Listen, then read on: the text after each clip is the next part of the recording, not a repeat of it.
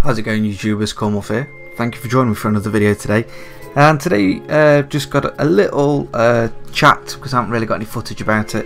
So you're just going to see pictures, and if I can find some footage that I can use off the internet, then I'll pop that up as well. Maybe like a trailer or something. But we're going to talk about Star Wars Battlefront.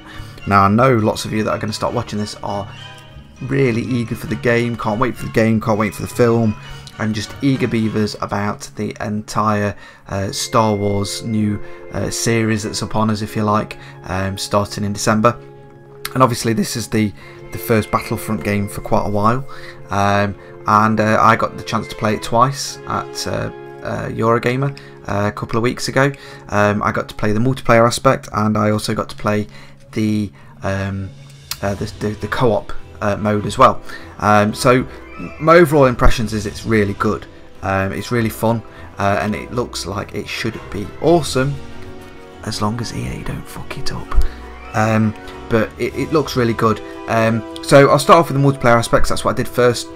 First day I got into Eurogamer, met up with Filthy Piehole, a couple of his mates, Stella, and then my mate Colin that was with me, who's my cameraman. You don't see the other side of the camera on my interviews and things. And we all went straight to the queue for Battlefront. Now bearing in mind we were let in at 10, which is early access, so there's only possibly 1,000 tickets, if that get early access, which is a lot of people, but not everyone's interested in Star Wars. We ran to the queue and it took us 2.5 hours to actually play the game. Before you get onto the game, there's a little mission briefing telling you what to do and things, so it's nice, so you can just pretty much get straight on with the game when you get in. The game we played was just a multiplayer game on Hoth, so that's the snowy level for anyone that doesn't know. And basically it's a general kind of, how do you call it, FPS shooter game. It's just got the Star Wars twist to it. So you've got this jetpack which basically just propels you into the air. If you happen to be moving in a particular direction at the time, it'll catapult you in that direction, which is really good. It takes a while for that to actually refresh over time. So once you've used it, I think you've got to wait a minute or so for that to, or maybe longer than that, for that to replenish, so you can use it again. You also get a like a grenade launcher, which is pretty cool for taking out a lot of enemies and helping take down some of the walkers that are wandering around. And obviously you get a primary and a secondary weapon, whether that's a blaster rifle, a pistol, or whatnot, and even like snipers and things like that. And one of the weapons that I did get to play, I think this might have been on co-op only, but was like almost like a laser designator. It felt like a rocket launcher, but it kind of had a lot of electricity to it, so it's almost like some pulse thing. I'm not too sure what it was, but that was pretty cool. And then as you're running around, you'll see these tokens on the ground that are spinning with your faction's logo on it, so whether it's Republic or Imperial logo. And once you've collected that, you press LB and RB, and that will activate it, and that could be anything from a shield that you put up. You do actually, depending on what class you are, you do have your own portable shield, so you get a little bit of a shield around you, which doesn't last that long and takes again a while to recharge. But this was like a shield that you stick in the ground, and it envelopes out over the top of you, and everyone can go inside that, and you're protected a little bit. So if you've got a walker nearby, it's good to put that down. You get a homing rocket launcher, which is just good for one shot. You can fly various vehicles with that as well, and I think that was about it in terms of the power-ups that I saw. So I was actually on the Republic side, so I was trying to fight the good fight, and it was overall really good. What we had to do is we had 3 little points to control, which were like shields that I think you either put up or take down. I think we were taking, it was like a virus or something that we were uploading or doing something.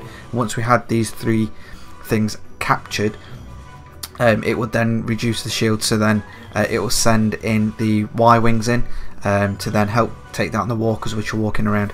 The whole environment looks awesome and it sounds fantastic. You've got the sounds of the guns, the sounds of the walkers walking near you, and the way the explosions go off, and it is just epic.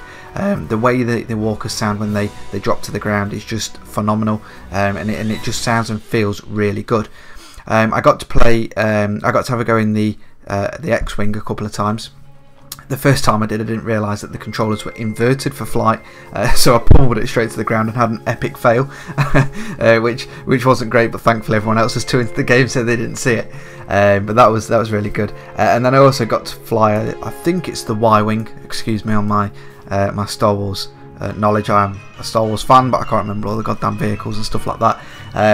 But basically the one with the towing anchor on it, or the rope on it, so you can actually, once the AT&T shields are down, you can actually use the attachment rod thingy to pin that to one of the ATTs, and then you fly around it to hook it on. And there's a little gauge on the right hand side which shrinks down the closer you are to completing the loop rounds to lock up its legs, and you have to move one of the sticks up and down. It took me, I didn't actually manage to actually do it correctly, unfortunately, but it was good to try and get to do it and see how it would work in the game. It was just looking, first of all, the first time I tried it, I was looking to find out where the actual gauge was for it, and then when I found it, trying to find the right stick the next time, and the third time I'd got shot down. But there is a bit of dogfighting in it as well, with anyone that's in any of the other aircraft and TIE fighters and different things, and it's really good. I didn't actually see anybody that managed to spawn in as Darth Vader or Luke Skywalker or anything like that, so we didn't get to see that, which isn't a biggie. I don't know if anybody did at Eurogamer. If you did, drop a comment below and let me know what that was like. And then moving on from there, so this demo, the multiplayer demo, lasted about 15 minutes, something like that, with lots of explosions and gunfighting and different things like that, but it played really well, and it was good fun.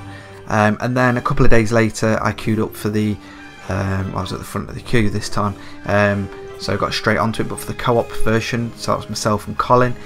We managed to, I think the level was something in Tatooine, I believe, and basically on the co-op version, I don't know whether this is just the version we did, or if this is how the co-op version works overall, for the entire game. But basically this was just waves of enemy that you have to survive against, and then you had various abilities to do, and you just had to work together.